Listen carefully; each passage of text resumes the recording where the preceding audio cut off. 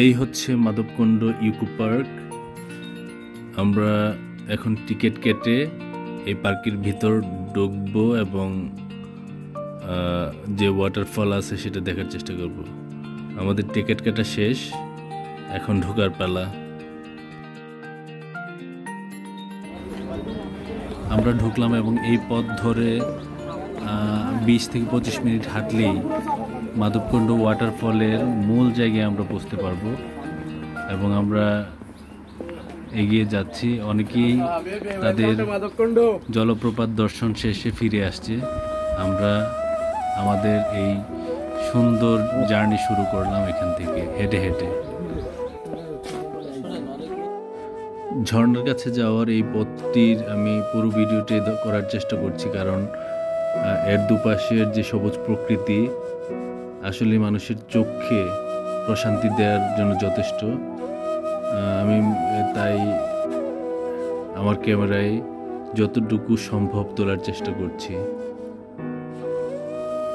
আসলে খুবই চমৎকার সবুজ প্রকৃতি, যা না দেখলেই নয়।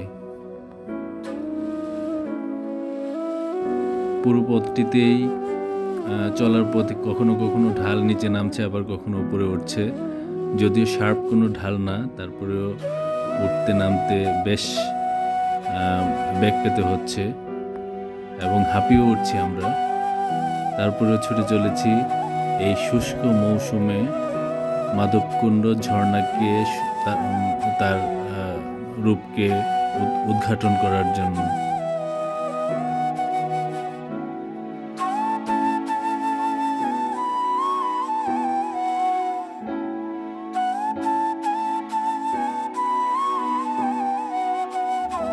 মাধবকুণ্ড ঝর্ণাটি মৌলভীবাজার উপজেলায় অবস্থিত এবং এটি মৌলভীবাজার থেকে প্রায় 60 থেকে 70 কিলোমিটার দূরে বড়লেখা উপজেলায় এর অবস্থান। বাংলাদেশে যতগুলো জলপ্রপাত রয়েছে এর মধ্যে অন্যতম একটি ভ্রমণ স্পট এবং ঝর্ণা হচ্ছে মাধবকুণ্ড ঝর্ণা।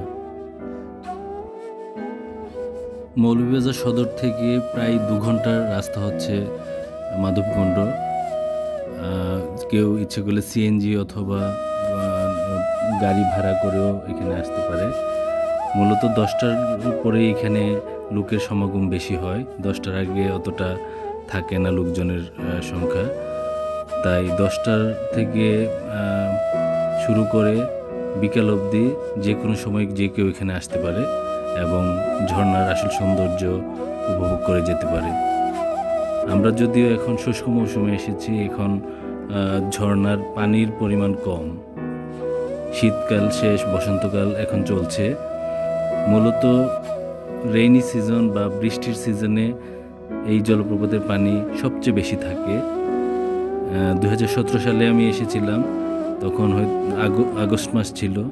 আগস্ট মাসে থাকার কারণে তখন পানির যে ধারা ছিল সবচেয়ে বেশি এবং খুবই সুন্দর দেখাতো, ভয়ঙ্কর সুন্দর দেখিয়েছে তখন। এখন হয়তো পানির পরিমাণ অতটা থাকবে না। এই যে আমরা ঝর্ণার যে পানি প্রবাহ নেমে যায় সেই খালটি দেখতে পাচ্ছি, নিচে বয়ে যাচ্ছে আর উপরে আমরা রাস্তা দিয়ে যাচ্ছি সেই মাধবকুণ্ড ঝর্ণার দিকে।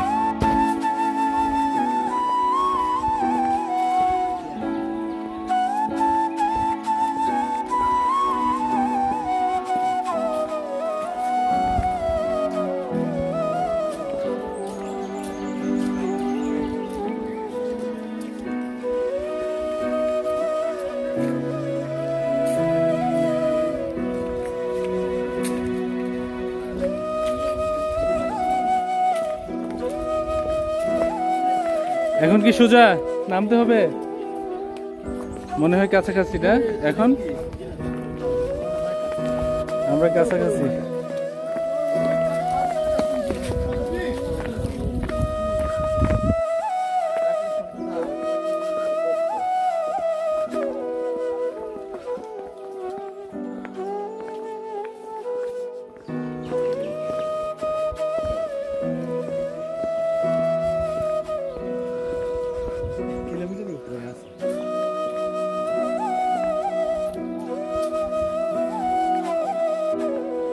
এখান থেকে সামনের দিকে তাকালে সবুজ অরণ্য ঘেরা একটি জায়গা।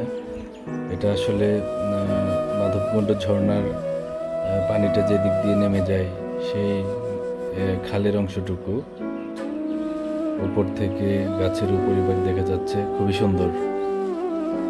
সবুজ কলা গাছ লম্বা লম্বা এবং অন্যান্য গাছালিতে ভরপুর। অনেক পাখি বন্য প্রাণী এখানে বসবাস করে নির্বিঘ্নে।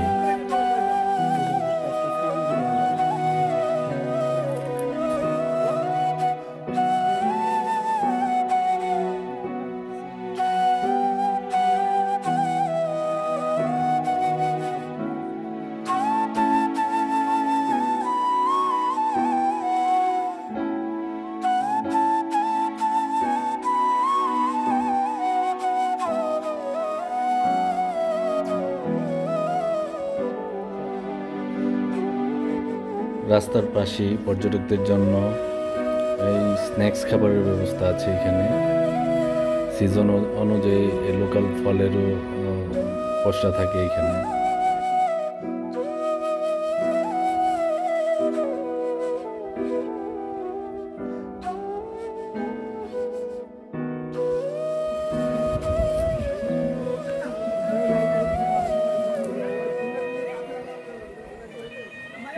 ঝর্ণার কাছে যাওয়ার আগে মাধবকুণ্ডের এই এরিয়াতে একটি ছোট পার্কের মতো আছে, যেটাতে টিকিট কেটে ভিতরে ঢুকতে হয়। বিভিন্ন ধরনের কি বলে পার্কের সাজানো গোছানো কিছু জিনিসপত্র আছে, যেটাতে মানুষ ছবি তুলতে পারবে। তাই এখানে টিকিট কেটে প্রবেশের ব্যবস্থা রাখা হয়েছে। যে কেউ টিকিট কেটে এখানে ঢুকতে পারবে, ফটো সেশন করতে পারবে এবং প্রাকৃতিক সৌন্দর্য উপভোগ করতে পারবে।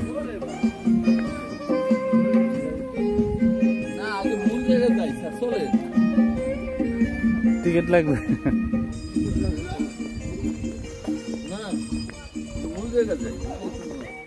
পানির সময় এখান থেকে পানি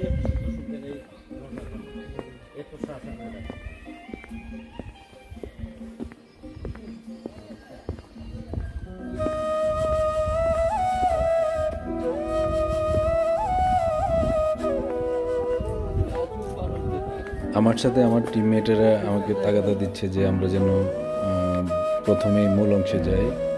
কুণ্ড ঝর্ণা দেখার জন্য তাদের আর তর্স হচ্ছে না, এই জন্য আমরা ওইদিকে এগিয়ে যাচ্ছি।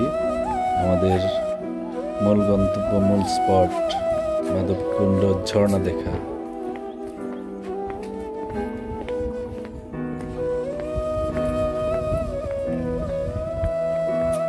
এই যে চমৎকার বড়ইয়ের চাটনি, মুখরোচক দেখা যাচ্ছে, খুবই আকর্ষণীয় এবং খেতে মন চাইবে সবারই। ভ্রমণে আসতে ইচ্ছে করলে আপনারা এখান থেকে কিনে খেতে পারেন। দেখতেও খুব ইয়াম্মি লাগছে। আমরা মাধবকুণ্ড ওয়াটারফলের খুব কাছাকাছি আছি এখন। পানির শব্দ শোনা যাচ্ছে। আর হয়তো 2-1 মিনিট হাঁটলেই আমরা আমাদের মূল গন্তব্যে পৌঁছবো এবং খুবই এক্সাইটেড আমরা। যদিও আমি এর আগের বার এসেছি, তখন ছিল অবশ্য রেনি সিজন। এবার শুষ্ক মৌসুমে আসলাম, এবার হয়তো পানির পরিমাণ কম থাকবে। আশা করি তারপরেও খুবই ভালো একটি সময় কাটাবো এখানে।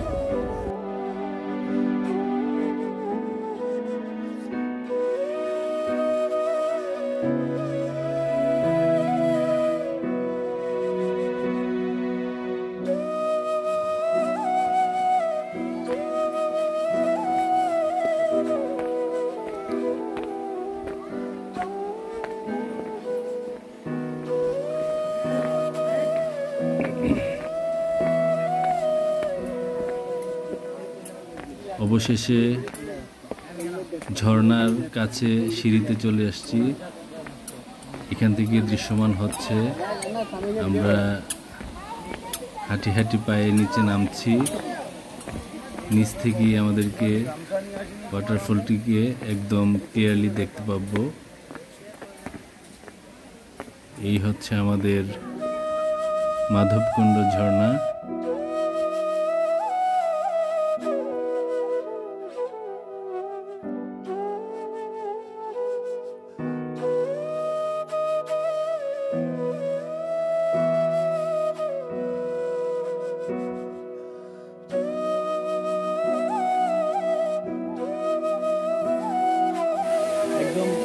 ঝর্ণা সহ নিয়ে আসছে।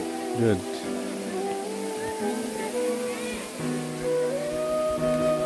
আগে তো আমরা এখানে গিয়ে গোসল করছি স্যার, কত গোসল করছি, কিন্তু 2-4টা মানুষ মারা গেছে, হ্যাঁ হ্যাঁ। এই জন্য আর ঢুকতে দেয় না। কি বলে গেছে? হ্যাঁ, একটা স্লিপ খেয়ে একটা না, স্লিপ না। ঝর্ণায় পানি ঝরার শব্দ শোনা যাচ্ছে। এই শব্দ শোনার জন্য এবং এই ঝর্ণার ধারা দেখার জন্যই মানুষ দূর দূরান্ত থেকে ছুটে আসে। সুন্দর সাউন্ড, পানি পড়ছে পাথরের উপর, স্বচ্ছ পানি টলমল করছে এই ছোট্ট লেকটিতে।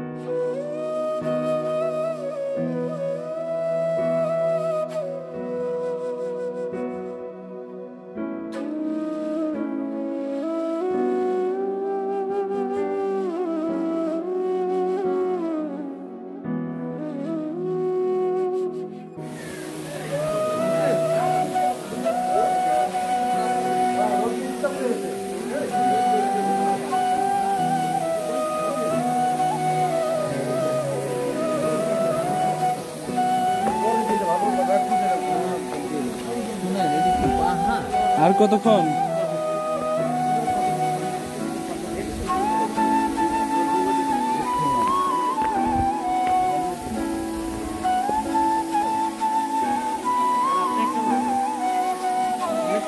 ছবি কম তুলি আমি।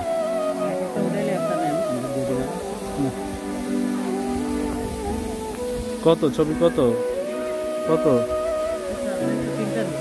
কত? আমার তো প্রিন্ট দরকার নাই, ব্লুটুথে দিয়ে দিবে না? তুমি যদি ব্লুটুথে দিয়ে দাও ওই রেট অনুযায়ী রাখো। মোবাইলেও তো দিব স্যার, ওয়াশের পরে ছবিটা পাইলেন, ফোনেও পাইলেন।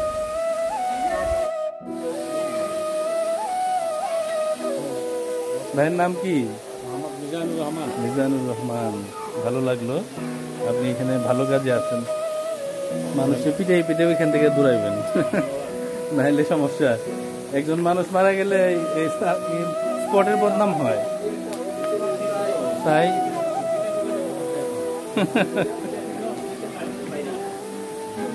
তাও ঠিক। অসাধারণ অসাধারণ অসাধারণ, ওয়াও, বলে ভাষায় প্রকাশ করা যাবে না কি সৌন্দর্য, প্রকৃতির পাথরের কারুকাজ এটা।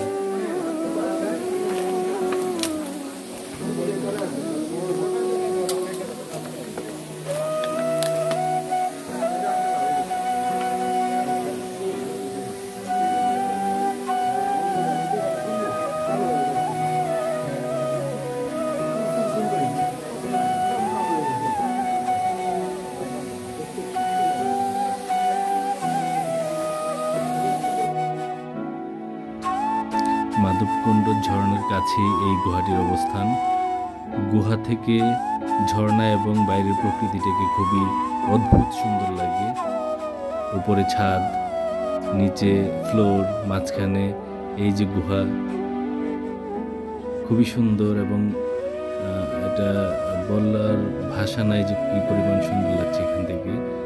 এই যে বাইরে পুলিশ পাহারা দিচ্ছে যাতে ভিজিটররা বিপজ্জনক জায়গাতে না যায় এবং এখানে পানিতে না নামে, কারণ গত কয়েক বছরে এখানে গোসল করতে নেমে অনেকেই মৃত্যুবরণ করেছে। ফলে সরকারের পক্ষ থেকে এখানে পর্যটন পুলিশকে দায়িত্ব দেওয়া হয়েছে যেন এখানে কেউ বিপজ্জনকভাবে সাঁতার না কাটে এবং ঝর্ণার খুব কাছে না যায়।